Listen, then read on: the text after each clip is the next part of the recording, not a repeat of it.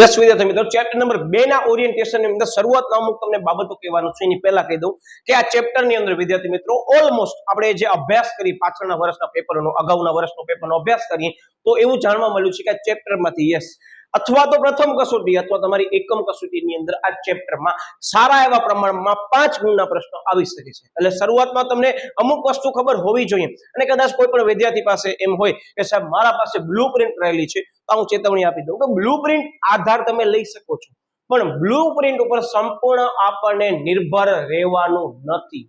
સમજી ગયા? આપણને આત્મનિર્ભર રહેવું પડશે. આ એવી બધી બાબતો છે કે જેની અંદર ટોટલી ઉપર ગાંધીનગર વાળાએ પણ પોતાની બ્લુપ્રિન્ટની અંદર મેન્શન કર્યો છે કે જે પણ વિશેષ શિક્ષક આ બ્લુપ્રિન્ટનો આધાર લઈ પેપર કાઢે છે તે વિશેષ શિક્ષકને પોતાની રીતે પેપરની અંદર બ્લુપ્રિન્ટ અનુસાર ફેરફાર કરવાનો પૂરેપૂરો અવકાશ રહેલો છે.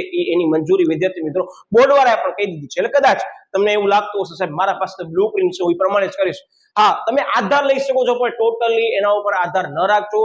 લોટ્સ ઓફ વિદ્યાર્થી મિત્રો પેપરની અંદર તમને ચેન્જીસ જોવા મળી શકે છે. હું એમ નથી કહેતો માત્ર આજ વર્ષ, આગળના વર્ષનો તમે અભ્યાસ કરી લેજો, બરાબર છે. એવા 10-12% ચેન્જીસ જોવા મળશે જેની માહિતી વિદ્યાર્થી મિત્રો આપણે આઈએમપી વખતે લેવાના જ છે, બરાબર. કઈ રીતે થશે તમને માહિતી ત્યાં આપીશું. યસ, વૃદ્ધિ અને વિકાસના નિર્દેશકો, બરાબર. નિદર્શકોની અંદર વિદ્યાર્થી મિત્રો તમને કહી દઉં કે કેમ અગાઉના ચેપ્ટરમાં કીધું ખબર છે, આ લેખની અંદર કે ચેપ્ટરનું નામ છે ને એ જ પ્રશ્ન પૂછાય છે.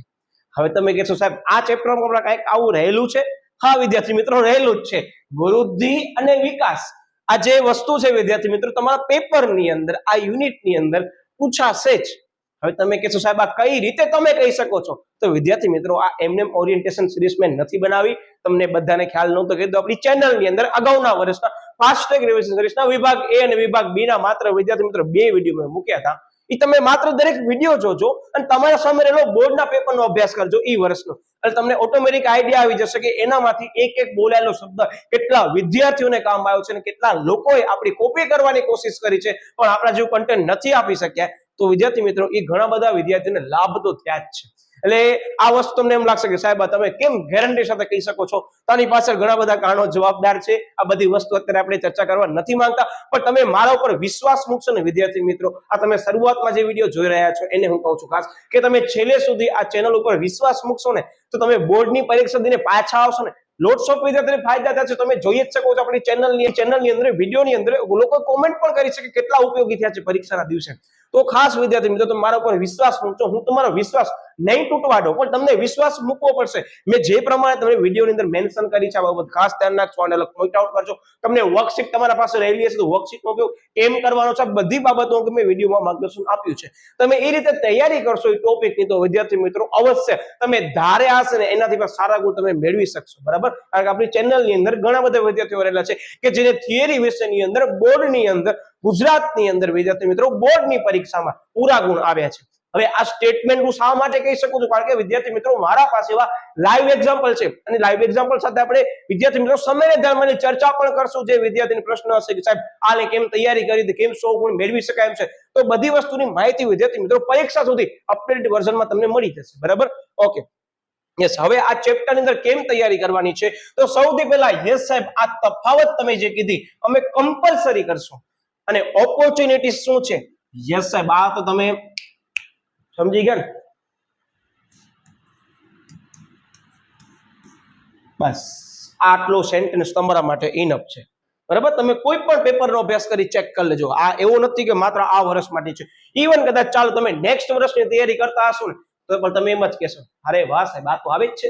હા તો વિદ્યાર્થી મિત્રો આવે છે પણ તમને બધાને ખ્યાલ છે યસ સાહેબ આ વસ્તુઓ બધી એવી છે ચેપ્ટરની અંદર કે મિક્સ થઈ શકે છે. તો ચિંતા ના કરો, આપણી ચેનલની અંદર દરેક ટોપિકની સમજૂતી આપેલ છે. અવશ્ય તમે એનો લાભ લેજો. પણ આ મુદ્દો કર્યા વગર તમને ચેપ્ટરની કોઈ પણ પરીક્ષા આપતા હો, એકમ કસોટી આપો છો કે શાળા કક્ષાએ કસોટી આપો છો અથવા કોઈ પણ ઇન્સ્ટિટ્યુશનમાં કસોટી આપો છો અથવા વિદ્યાર્થી મિત્રો યસ તમે સમજી ગયા કે બોર્ડની કસોટી આપો છો, તો વિદ્યાર્થી મિત્રો તમને આ 2 ટોપિક અવશ્યપણે એટ એની હાઉ કરવા જ પડશે.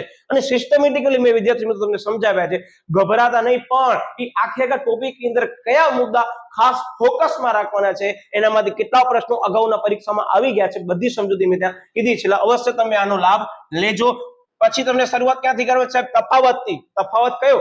જે ચેપ્ટરનું નામ છે ઈ જ, બરાબર. આર્થિક વૃદ્ધિ અને આર્થિક વિકાસ એ એક તફાવત. અને બીજી બાબત વિદ્યાર્થી મિત્રો, ઘણી બધી શાળાકીય કક્ષાએ એકમ કસોટી અથવા પ્રથમ કસોટીમાં હું નોટ કરું છું ત્યાં સુધી કેટલીક વખત એ લોકો આ બે તફાવત તરીકે પણ પૂછી લે છે.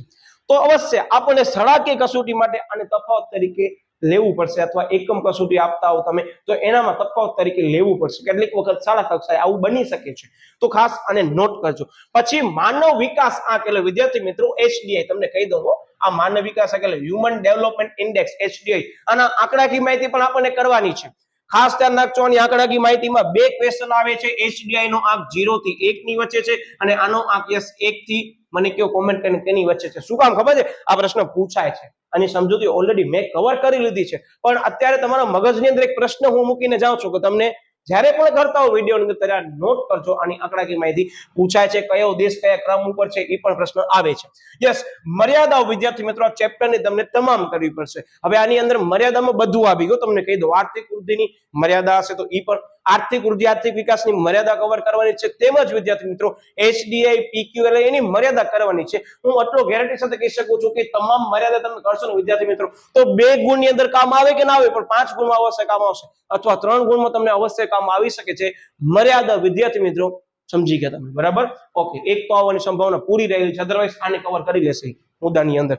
યસ, પછી લક્ષણો અને ઘટકો તમામ કરવાના છે. હવે વિદ્યાર્થી મિત્રો ચેપ્ટર ની અંદર લક્ષણ અને ઘટક ખાસ કરવા પડશે. શા માટે તમને કીધું કે PQLI ના ઘટકો છે અને HDI ના ઘટકો છે, એમાં અમુક ઘટકો સિમિલર છે, પણ વિદ્યાર્થી મિત્રો સમજૂતીના ભાગરૂપે ક્યાંક ને ક્યાંક નવી સરસ મજાની એની અંદર અમુક વસ્તુ આપેલી છે, મેં ત્યાં સમજાવી છે. તો આપણને આ ખાસ ધ્યાનમાં લેવાનું છે. ઘટકો કેટલીક વખત એવું કહેશે કે આનો અર્થ આપી આના ઘટકો સમજાવો, કેટલીક વખત એમ કહેશે કે આના ઉપર ટૂંકું નામ લખો, તો ઘટકો તો આવી જ ગયા, ફાયદા મર્યાદા પણ આવી જશે 5 ગુણની અંદર. તો આ ચેપ્ટર થોડોક વિદ્યાર્થી મિત્રો તમને સિરિયસલી લેવું પડશે શરૂઆતની અંદર, કારણ કે આ ચેપ્ટર વિદ્યાર્થી મિત્રો પ્રથમ કસોટીમાં અથવા તો બોર્ડની અંદર કેટલાક પેપરનો અભ્યાસ કરી તો 5 ગુણમાં જોવા મળી શકે છે, તૈયારી રાખી શકાય છે, બરાબર? ઓકે, માથાદીઠ આવક, પછી યસ HDI PQLI ના વિદ્યાર્થી મિત્રો સૂત્ર આપેલા છે આખા ચેપ્ટર અંદર ક્યાંક ને ક્યાંક. ઈ આંકડાકીય માહિતી મેં તમને કીધી આયરી, ઈ તેમજ વિદ્યાર્થી મિત્રો કયો દેશ કઈની ટકાવારી કેટલી છે, ક્રમ કેટલામો છે, આ બધી બાબતો આ ચેપ્ટરની અંદર અવશ્ય તમને કરીને જવી પડશે. એટલે ખાસ વિદ્યાર્થી મિત્રો તમે આ ચેપ્ટરની પ્લેલિસ્ટમાં તમે વિડીયો જોઈ રહ્યા છો તો ખાસ તમે આ દરેક ચેપ્ટરના જે પણ વિડીયો મેં મૂક્યા છે એ અવશ્ય તમે એનો લાભ લેજો, બરાબર?